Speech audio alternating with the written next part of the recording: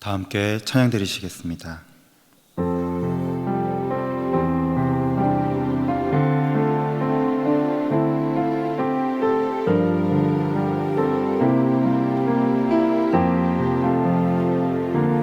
사랑합니다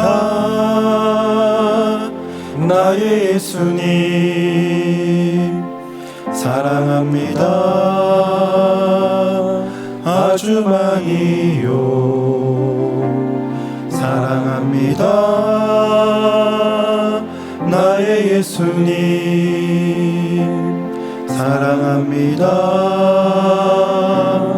그것뿐이에요. 사랑한다 아들아, 내가 너를 잘 아노라. 사랑한다 내 딸아, 내게 축복 더하노라. 이 시간 함께 기도 제목을 읽고 기도하시겠습니다. 지난 직분자 선거를 통해 새롭게 세워진 분들이 바나바처럼 하나님의 일하심을 볼 줄 아는 중직, 기다리면서 격려하는 중직, 균형 있게 성숙한 중직, 성공을 함께 나눌 수 있는 중직이 되게 하시고, 마띠아처럼 이름도 빚도 없이 교회 공동체를 잘 섬기는 겸손한 중직이 되게 하소서.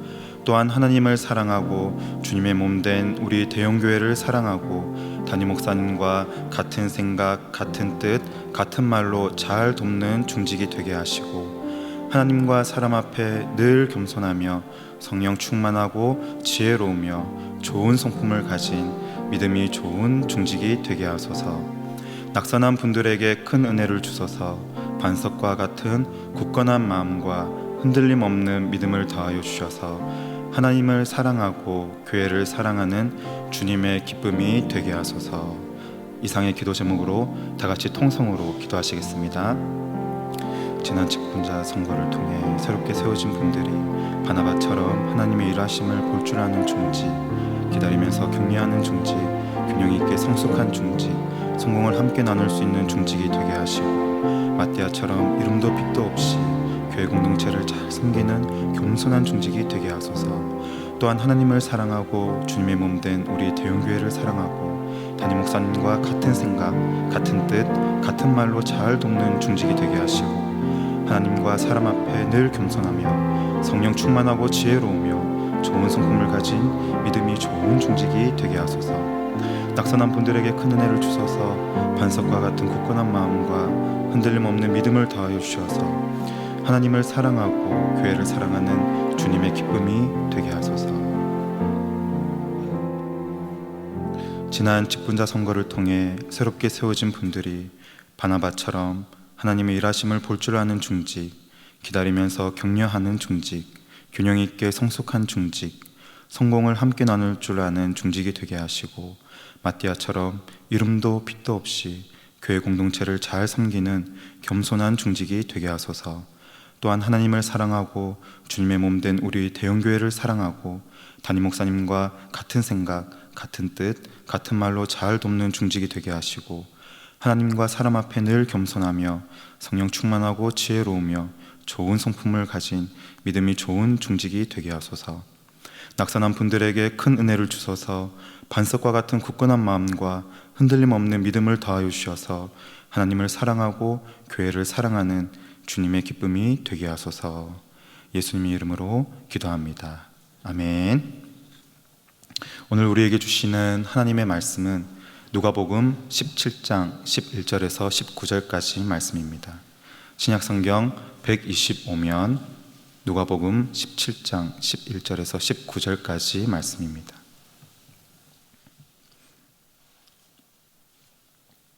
번갈아 교독하시고 마지막 19절은 합독하시겠습니다.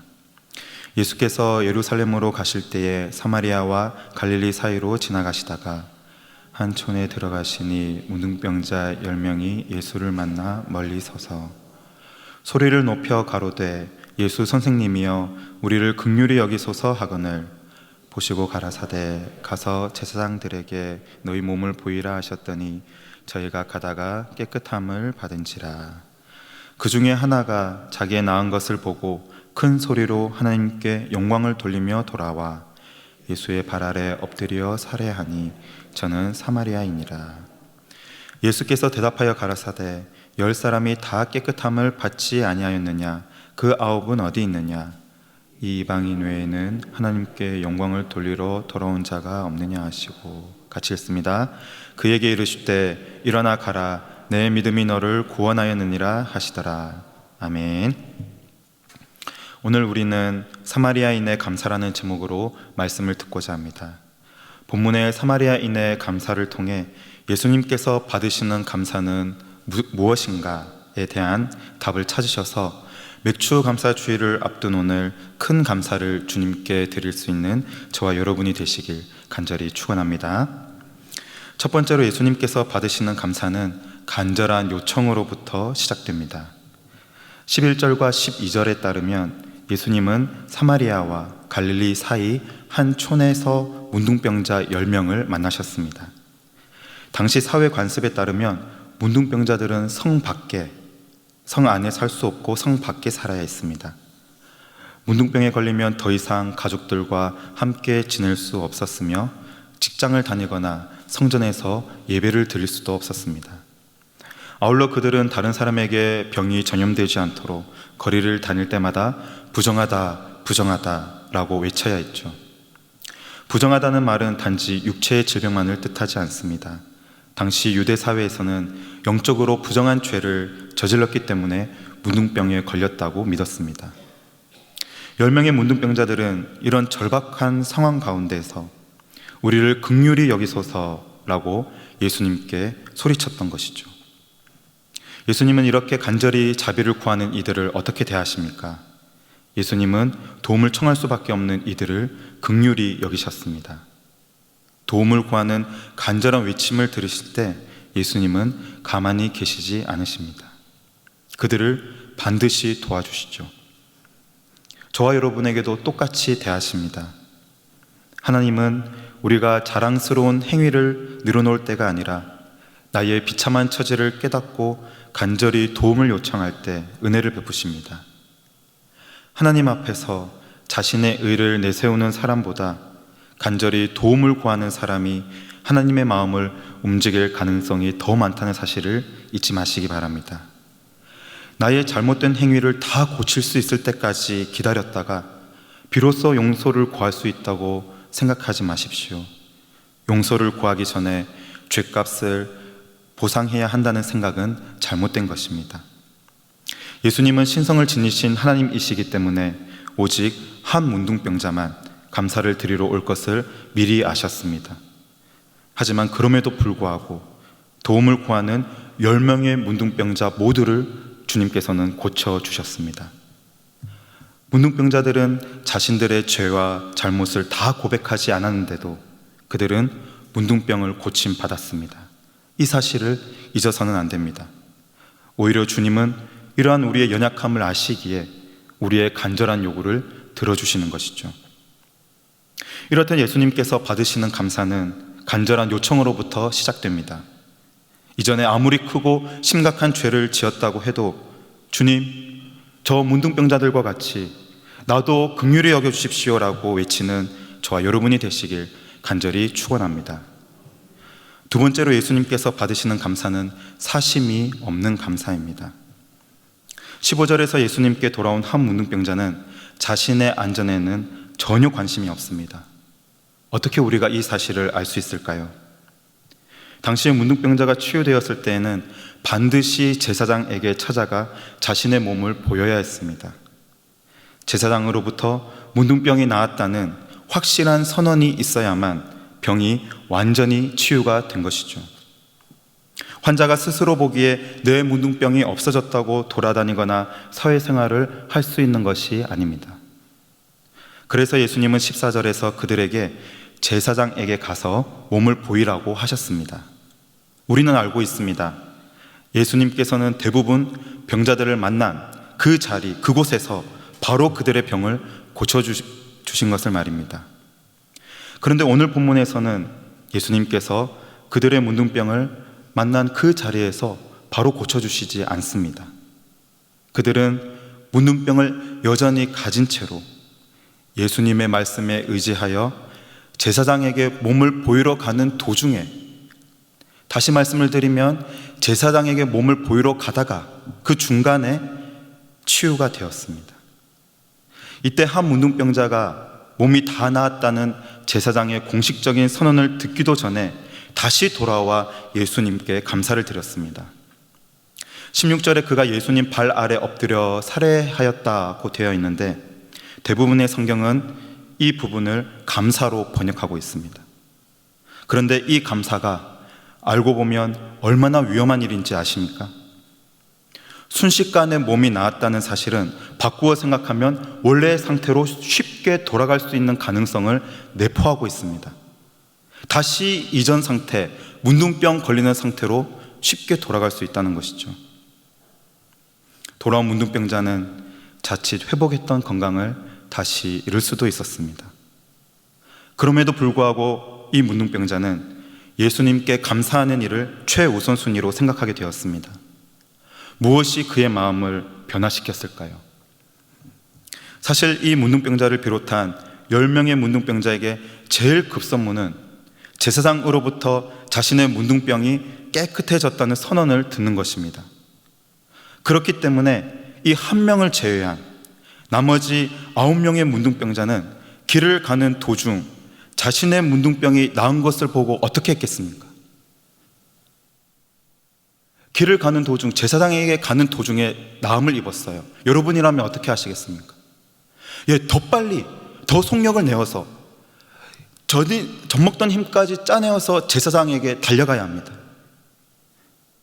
한시가 급하지 않습니까? 어쩌면 돌아온 이 사마리아인 문둥병자도 자신이 가던 길에서 몇 걸음만 더 갔다면 제사장을 만날 수 있었을 것이고 제사장으로부터 너의 몸이 깨끗해졌다는 이 선언을 들을 수 있었을지도 모릅니다.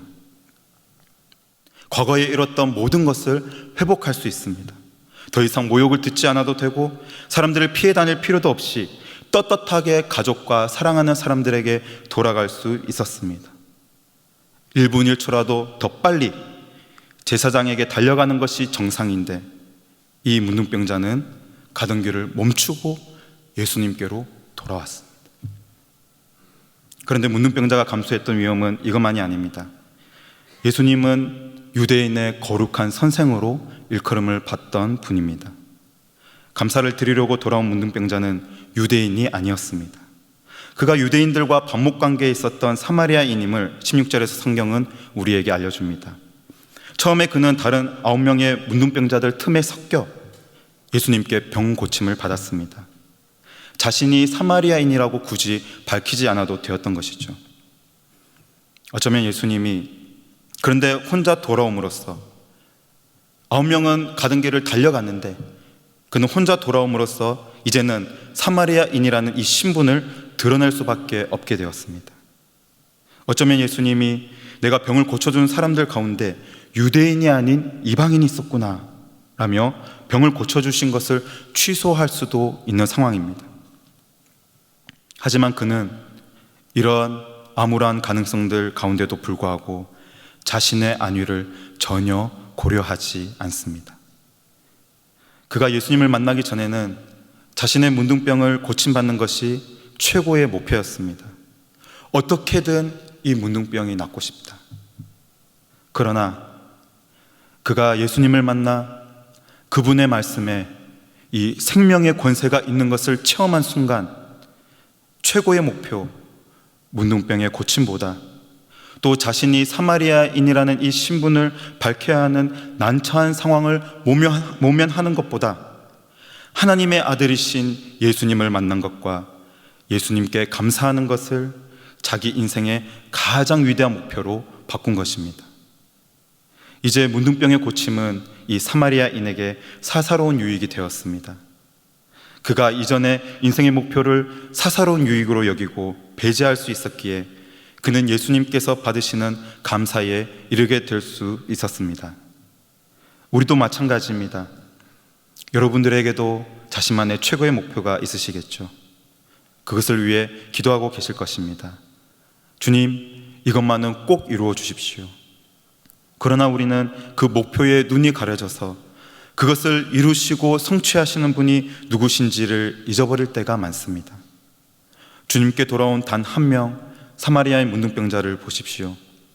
이 문둥병자는 가장 시급하고 중대한 목표인 병고침도 이제는 사사로운 유익으로 여기고 문둥병이 완전히 나았다는 제사장의 선언마저 포기하지 않았습니까?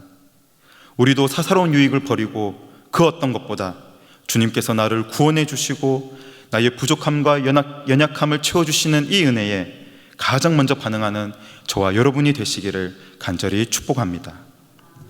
세 번째로, 진정으로 감사를 드리는 자는 하나님의 영광을 드러냅니다. 17절에서 예수님은 나머지 9사람도 찾으십니다. 10사람이 다 깨끗함을 받지 않았느냐? 그런데 왜 한 사람, 이 이방인 사마리아 문둥병자만 돌아왔느냐고 꾸짖으십니다. 18절에서 문둥병자를 이방인이라고 칭하신 것을 볼 때 나머지 9사람은 예수님과 같은 민족 유대인임을 우리는 추측할 수 있습니다. 18절 19절은 우리에게 놀라운 사실을 알려줍니다. 감사를 드리러 돌아온 이 이방인을 향하여 18절에서 주님은 그가 하나님께 영광을 돌리고 있다고 말씀하신 것입니다. 사마리아인은 최고의 호화로운 어휘를 구사하면서 신조를 고백하지도 않았고 그리스도가 하나님이라는 신학적 지식도 전혀 없었습니다. 교리와 신학이 필요 없다는 말씀이 아닙니다. 정말 제대로 된 풍성하고 깊이 있는 신학을 위해서는 말씀을 분별할 수 있는 바르고 건전한 교리와 신학이 반드시 구비되어야 합니다. 그런데 본문의 이 문둥병자에게 있어 지금 자신이 주님께 드릴 수 있는 최고의 고백은 예수님의 발 아래 엎드려 지금 제게 일어난 이 모든 일은 당신께서 행하신 것입니다 라는 의미로 큰 소리로 감사합니다, 감사합니다 주님 라고 밖에 할 수 없었던 것이죠. 그런데 예수님은 놀랍게도 그저 감사밖에 드릴 것이 없는 이 사마리아인이 하나님께 영광을 돌리고 있다고 말씀하십니다. 예수님께서 받으시는 감사를 드리는 자는 하나님의 영광을 드러내려 합니다. 다 같이 시편 50편 23절을 읽습니다. 감사로 제사를 드리는 자가 나를 영화롭게 하나니. 아멘. 이제 말씀을 마치려 합니다. 사랑하는 성도 여러분, 마지막 19절에서 주님은 사마리아 문둥병자에게 일어나 가라, 내 믿음이 너를 구원하였느니라 고 말씀하십니다. 내 믿음, 예수님은 문둥병자의 감사, 예수님께서 받으신 감사를 그의 믿음으로 보셨습니다. 우리도 맥주 감사 주일을 앞두고 있습니다. 저와 여러분도 간절한 요청에서 시작된 감사, 사심이 전혀 없는 감사, 하나님께만 영광을 올려드리는 감사로 지난 상반기 동안 우리와 함께 하신 주님께 마음껏 우리의 믿음을 표현하시길 간절히 축원합니다. 아멘. 다 같이 기도 제목을 함께 읽으시고 기도하시겠습니다. 자비로운 하나님 아버지, 사마리아인과 같이 우리 모두가 맥주 감사 주일을 맞아 간절하게 긍휼을 구하는 감사, 나의 모든 사심을 내려놓는 감사, 오직 하나님께만 영광을 올려드리는 감사의 사람이 되게 하소서. 다 같이 기도합니다. 하나님 아버지, 사마리아인과 같이 우리 모두가 맥주 감사 주일을 맞아 간절하게 긍휼을 구하는 감사, 나의 모든 사심을 내려놓는 감사, 오직 하나님께만 영광을 올려드리는 감사의 사람이 되게 하소서. 하나님 아버지, 오늘 하루 우리 모두가 사마리아인과 같이 간절하게 긍휼을 구하는 감사, 나의 모든 사심을 내려놓는 감사, 오직 하나님께만 영광을 올려드리는 감사의 사람으로 살아가게 하소서. 감사드리며 살아계신 우리 주 예수 그리스도의 이름으로 기도드리옵나이다. 아멘. 계속해서 담임 목사님과 교회, 나라와 민족과 선교사님을 위해 기도해 주시고 기도회를 마무리해 주시기 바랍니다.